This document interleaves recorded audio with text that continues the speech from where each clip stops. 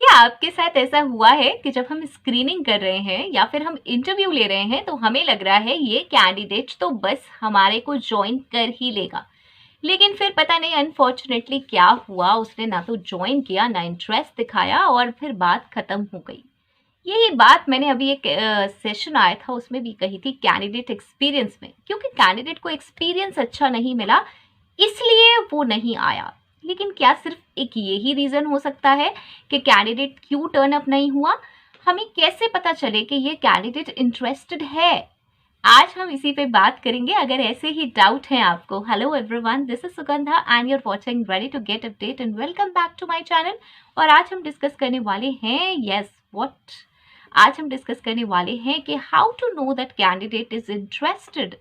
Candidate आपकी job में interested है भी या नहीं है, या हम ऐसे ही लगे पड़े हैं उसके पीछे कि हाँ भाई तू ज्वाइन करके मान, तू ज्वाइन करेगा तभी मेरा काम होगा या फिर हमें उसे बहुत पहले शॉर्ट लिस्टिंग में आउट कर देना चाहिए। तो मैं ये डिस्कस करूंगी दो फेजेस में, दो फेज जो कि बहुत इंपॉर्टेंट है। फर्स्ट फेज है हमारा स्क्रीनिंग का और सेकंड है while we are taking interviews लेते समय। ये दो फेज ऐसे हैं, दो फेज में हम डिस्कस करेंगे पूरे 3 पॉइंट, और जिससे हमें क्लियर हो जाएगा कि हमें कैंडिडेट को कब समझ जाना चाहिए कि ये कैंडिडेट हमें ज्वाइन नहीं करेगा या ये कैंडिडेट इंटरेस्टेड नहीं है, राइट।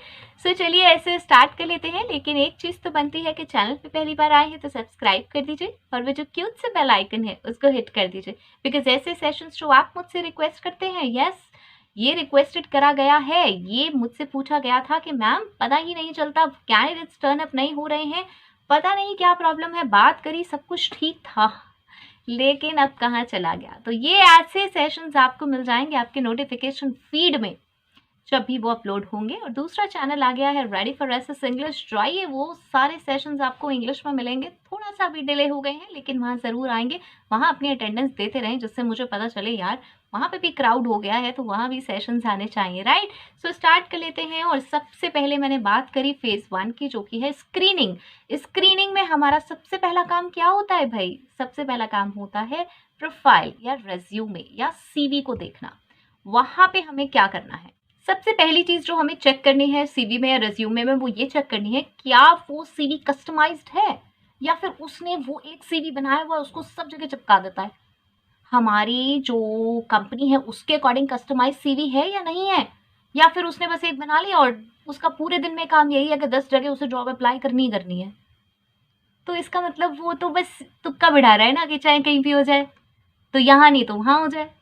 समझ रहे हैं आप? जो इंसान कस्टमाइज सीवी बनाएगा, जो किसी एक कंपनी के ऊपर काम करेगा, वो बहुत सारी चीजें उसके बारे में सीखेगा और वो इंटरेस्टेड होगा उस कंपनी को ज्वाइन करने में, ना कि सिर्फ कोई जॉब ज्वाइन करने में। There is a difference.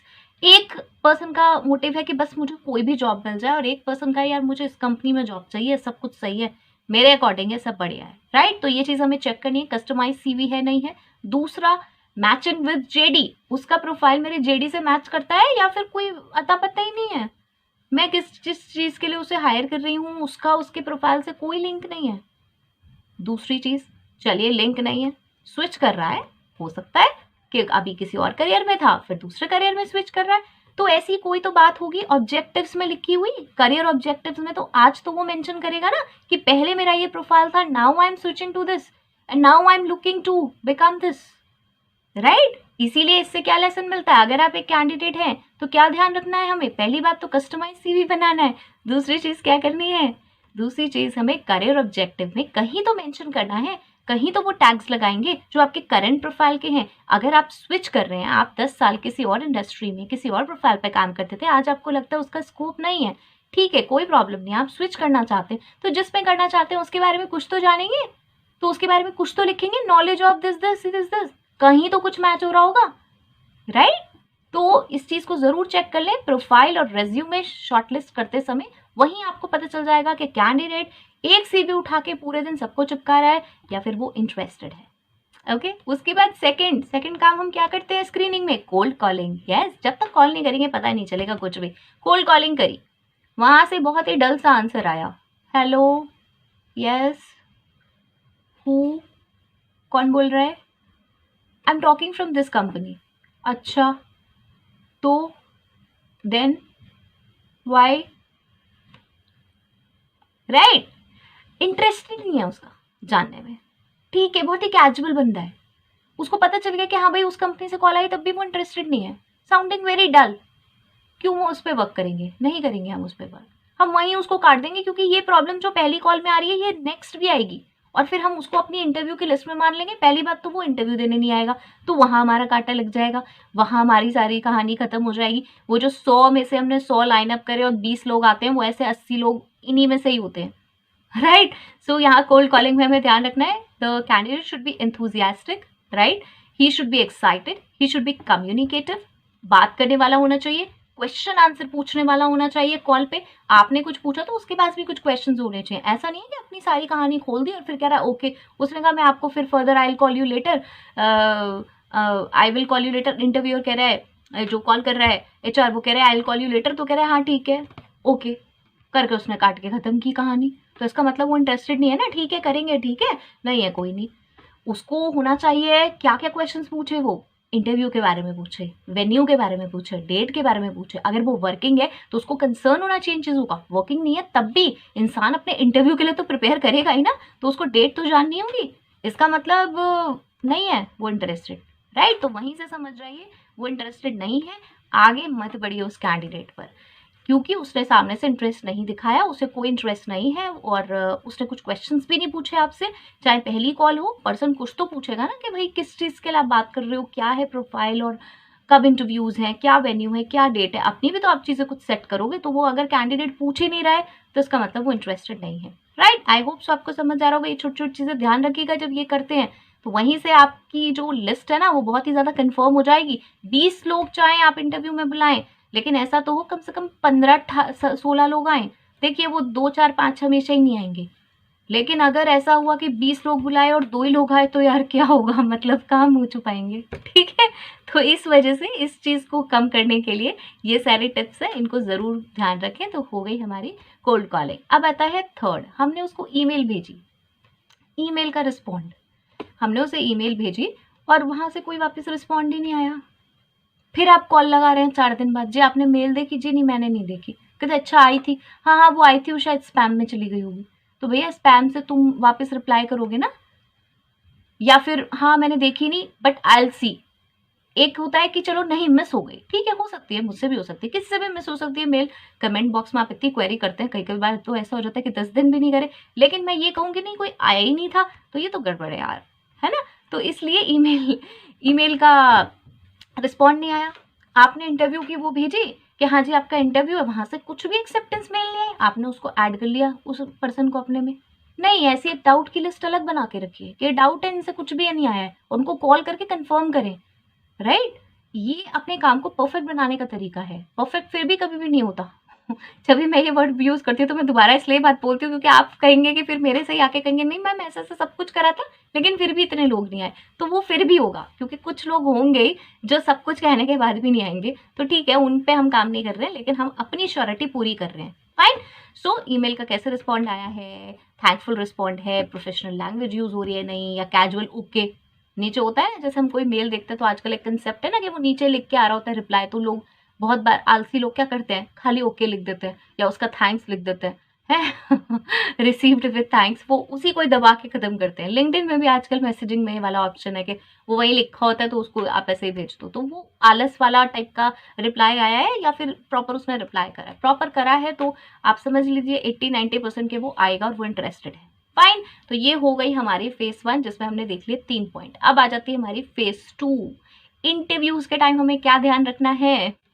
सबसे पहला पॉइंट, ईच मिनट, यस, एक एक मिनट उसका मॉनिटर करना पड़ेगा, तभी समझ आएगा कैंडिडेट इंटरेस्टेड है या बस फिर तफरी लेने आया है कि भैया कैसे इंटरव्यूज होते हैं। या अब ईच मिनट का मतलब ये नहीं है कि वो वॉशरूम जा रहा है तो उसके पीछे पीछे चले जाएं, तो पानी भी पीने जा रहा है तो उसके पीछे पीछे चले जाएं। नहीं, ईच मिनट का मीनिंग ये होता है कि हमें उसको मॉनिटर करना है द वे वो आ रहा है, उसकी प्रेजेंटेशन, उसका अराइवल टाइम जो कि बहुत इंपॉर्टेंट है। अराइवल टाइम हमने टाइम दिया 9:30 का इंटरव्यू का, पर्सन आ रहा है 11:30 बजे और फिर क्या कह रहा है कि ट्रैफिक था, ये था, वो था। देखिए जेन्युइनली हो सकता है वो जिस वे से आ रहा है आप पता कर सकते हैं कि हाँ पे ऐसा है या नहीं है।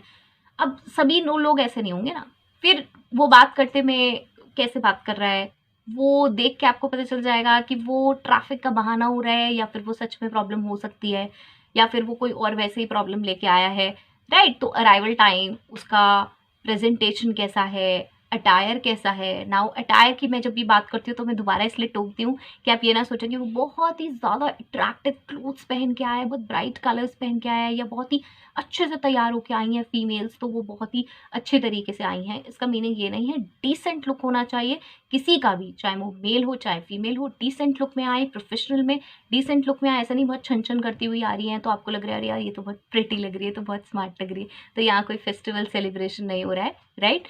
सो इंटरव्यूज देने आ रहे हैं, टाइम पे आए, प्रेजेंटेबिलिटी हो और प्रॉपर गेस्चर हो। ऐसा नहीं है कि आके पूरी कंपनी में घूम रहे हैं। I have seen so many candidates जो इतने बेचैन होते हैं कि उन्हें बता दिया कि आपको यहाँ पे बैठना है, और वो पूरे में रोम अराउंड करते रहते हैं, पूरे में घूमते रहते हैं, ये कहाँ है, वो कहाँ है, ऐसा कहाँ है, वैसा कहाँ है। अरे यू विल गेट टाइम, आपको मिलेगा, पहले आके देखो तो कि क्या सिस्टम है। जब हम फॉर्म फिलिंग कराते हैं तो वो फॉर्म फिलिंग से भी गायब होते हैं, क्योंकि उन्हें ज़्यादा इंटरेस्ट होता है चीज़ों को देखने में, राइट? ऑब्वियसली आपको रिसर्च करनी चाहिए कंपनी की, दैट इज गुड, लेकिन आप अभी किस पर्पस के लिए किस समय आ रहे हैं उस चीज का ध्यान रखिए, राइट?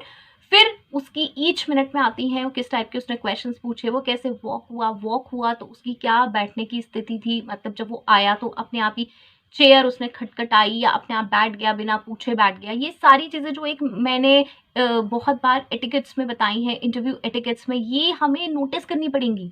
अगर कैंडिडेट उन चीज़ों को फॉलो कर रहा है तो ये चीज़ें हमें नोटिस भी करनी है कि हाँ ये चीज़ें उसके अंदर हैं, वो इंटरेस्टेड है। कैजुअल सा कैंडिडेट है, अंदर घुसा, उसे किसी चीज़ से मतलब ही नहीं है, वो तो सिर्फ देखने आया है, तो उसका क्या होगा? घुसा, आके बैठ गया आराम से, ना विश करी, प्रॉपर विश भी करी तो भी आधी अधूरी, गुड मॉर्निंग हो रहा है, गुड आफ्टरनून बोल रहा है, राइट? ये सारी चीजें, किस टाइप के क्वेश्चंस पूछे, क्वेश्चंस कैसे थे, प्रोग्रेसिव क्वेश्चंस पूछे या कैसे क्वेश्चंस पूछे, बहुत ही सिली से क्वेश्चन, सिर्फ क्योंकि क्वेश्चंस पूछने हैं इसलिए, कोई रटे रटाए, पीछे 2-3 लोग गए हैं जो क्वेश्चंस पूछे उन्होंने वही क्वेश्चन उसने रटे रटाए पूछ लिए, सेम लैंग्वेज में, एक्सप्रेस भी नहीं कर पा रहा, क्यों पूछ रहा है, क्या पूछ रहा है, ये सारी चीजें आपको देखनी है।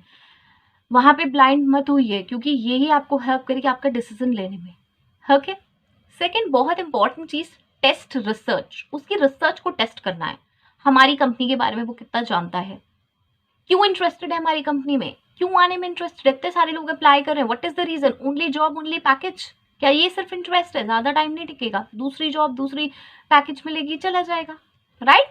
सो ये आपको देखना है। दूसरी बात, वो खुद को लिंक कर पा रहा है नहीं कर पा रहा है अपने प्रोफाइल से, हमारे प्रोफाइल से जो वैकेंसी है उससे वो उसको लिंक कर पा रहा है अपने प्रोफाइल को या नहीं। अगर वो करियर स्विच कर रहा है तो ऐसी कौन सी चीज है, ऐसी कौन सी चीज है उसके अंदर जो फिर वो करियर स्विच में काम कर पाएगी। किसी ने 5-10 साल एक जगह काम किया हुआ है, राइट, और उसके बाद वो आज करियर स्विच कर रहा है, तो वही उसके अंदर वो कुछ चीजें जिस प्रोफाइल के लिए वो आज आ रहा है कुछ तो हो, या तो वो उसकी बेसिक क्वालिटीज हों, या उसने वो डेवलप की हों, या वो उसने स्किल्स ली हों, कोई सर्टिफिकेशन लिया हो, कोर्स लिया हो और उसका इंटरेस्ट हो, राइट? तो वो उसकी रिसर्च आपको टेस्ट करनी है कि उसने कितनी रिसर्च की है प्रोफाइल के बारे में, कंपनी के बारे में, क्या क्या वो जानता है, ओके?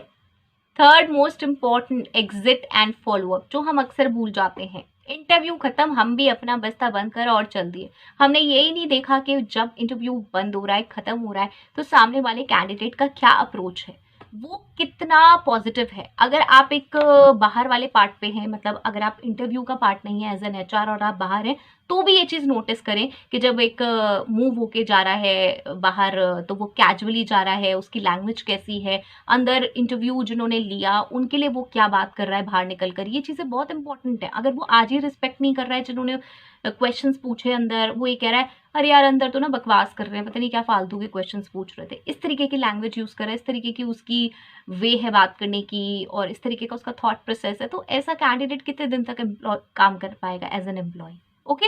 सो ये आपको ध्यान रखना है। अगर आप बाहर हैं, बाहर असिस्टेंट हैं, आप बाहर कोऑर्डिनेट कर रहे हैं, तो भी ध्यान रखें कि जब कोई कैंडिडेट बाहर निकल कर आ रहा है तो उसकी बॉडी लैंग्वेज कैसी है, कैसे बात कर रहा है, वो क्या यूज कर रहा है, ये सारी चीजें नोटिस जरूर करें, नोट करके रखें अपने पास कि हाँ ये कैंडिडेट ऐसा कर रहा था। ये सब सिलेक्शन का पार्ट है। ये खाली ये नहीं होता कि उस रूम में बैठ के जो 10 मिनट 15 मिनट आधा घंटा उसने बात करी है वही सब इंटरव्यू एक्सपीरियंस होगा, वही सिर्फ इंटरव्यू के लिए काउंट होगा, वही सिलेक्शन के लिए काउंट होगा। ये सारी मिनी चीजें काउंट होती हैं, ओके? सेम वे अगर आप अंदर हैं तो आप अंदर भी देखिए कि उसका क्या एटीट्यूड है, उसने थैंक यू बोला और स्माइल करके वो बाहर जा रहा है, या फिर ये है कि बस किसी तरीके से हरी कर रहा है वो कि खत्म हो, इंटरव्यू खत्म हो यार, बस मुझे छोड़ दो, मुझे इसमें इंटरेस्ट तो है नहीं, जो तुम प्रोफाइल बता रहे हो बस खत्म करो। ये चीज़ें पता चल जाती हैं, बॉडी लैंग्वेज से सब पता चलता है। जब कैंडिडेट बात कर रहा होता है तो ये चीज़ें पता चल जाती है कि वो हरी में है, बहाना बना रहा है कि मेरे को तो बस अब जाना है, मुझे निकलना है। बहुत सारे ऐसे कैंडिडेट्स मैंने देखे हैं जो कि इंटरव्यू देने आए हैं और उनको जाने की ज़्यादा जल्दी होती है। तो फिर आप इंटरव्यू देने आए क्यों? आप मुझसे कह सकते थे कि भाई मैं संडे में दे सकता हूँ, सैटरडे में दे सकता हूँ, या फिर मेरे पास यही पर्टिकुलर टाइम है देने के लिए। आपको ज़्यादा जल्दी है, आप बार-बार अपनी वॉच देखे जा रहे हो, तो ऐसे में कैसे इंटरव्यू ले पाऊँगी आपका? और फिर आप एक एहसान सा कर रहे हैं वहाँ बैठ के कि बस मेरे पास तो 15 मिनट्स है and then I have to leave. हो सकता है कभी किसी की प्रॉब्लम हो, तो वो आप प्रॉपरली बता सकते हैं, रादर देन जब आपसे क्वेश्चंस पूछे जा रहे हैं तो आप बार-बार वॉच देख रहे हैं, बार-बार आप ऐसे कर रहे हैं। ओके, ये सारी चीज़ें बहुत कैजुअल एटीट्यूड में आती हैं। प्रोफेशनल लैंग्वेज यूज़ कर रहा है, नहीं कर रहा है। और नेक्स्ट इज़ फ़ॉलो अप, उसने फ़ॉलो अप लिया, नहीं लिया। ओके, एक ये जो फ़ॉलो अप है ये भी बताता है कैंडिडेट का कि वो कैंडिडेट इंटरेस्टेड है, अगर वो फ़ॉलो अप ले रहा है। ऑल्दो फ़ॉलो अप बहुत सारे कैंडिडेट्स लेते हैं, बहुत सारे कैंडिडेट्स हम सिलेक्ट तो करते नहीं हैं, तो उसमें फ़िल्टर हो सकता है, लेकिन जिस कैंडिडेट को हम पसंद कर रहे हैं वो हमें भी पसंद कर रहा है।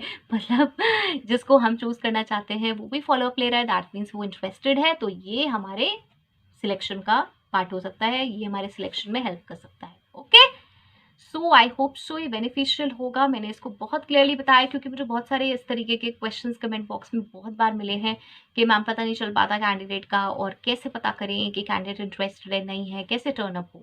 ठीक है, सो आई होप सो ये बेनिफिशियल होगा है, मुझे ज़रूर बताएं। नेक्स्ट वीडियो तक के लिए all the very best, stay happy, stay safe, thanks for watching, bye bye.